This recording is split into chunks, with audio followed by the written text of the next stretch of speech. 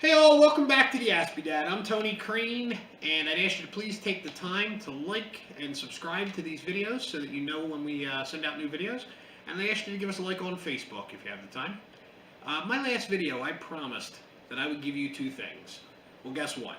Today, I'm going to do more than deliver, and I'm going to give you 3 new videos, all released today.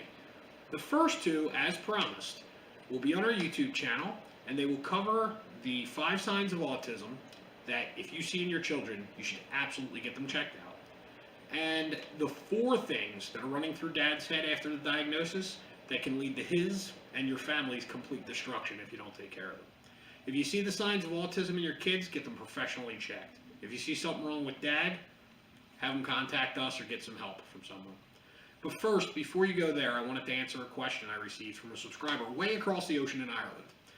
Just got it today by email. What's the name the Aspie Dad mean? And where does the term come from? Well, where does Aspie come from? And why isn't it used so much anymore? Until 2003, the medical community had 2 separate diagnoses for kids like mine. One was autism, and the other was Asperger's syndrome. People with Asperger's are what are today considered high functioning on the autism spectrum. And these are combined into one ASD diagnosis criteria. Doctors and academics have agreed that the same social and communication problems exist in everyone on the spectrum, and they believe that all have similar causes. So my personal history includes a family member who was diagnosed many years ago. He was diagnosed with Asperger's syndrome. Later, many years later, my son was diagnosed with autism. They both had the same sort of identifying traits, in the beginning at least. So we were aware of the differences in the diagnosis and what it sort of meant, and it was well explained to us. Doctors, academics, and psychologists, and many others will tell you that these kids share enough traits to be under a single diagnostic spectrum. And maybe that's true to some. But it's my opinion, however, that every kid on the spectrum is different. And they are different enough that the medical community will need to someday tweak the way that they are grouping our kids. What most parents of ASD individuals will tell you is that they are fairly easily grouped and that they actually can fall into groups pretty well by themselves. We have all attended events over the years and seen how kids on the same part of the spectrum will sort of flock together.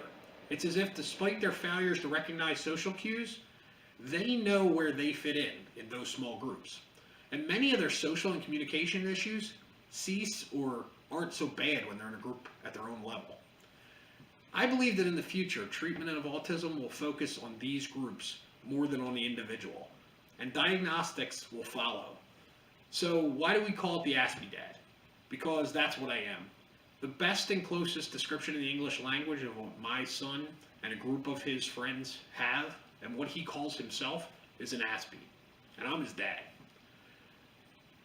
Please again, like and share this video to anybody who you know who might be on the spectrum or be interested in the diagnosis. Our YouTube channel is always here to help you identify symptoms for Dad and symptoms of autism in the kids, and we posted 2 videos about that today. So please take the time to check those out as well. Thank you for watching, and I look forward to seeing you next time on the Aspie Dad.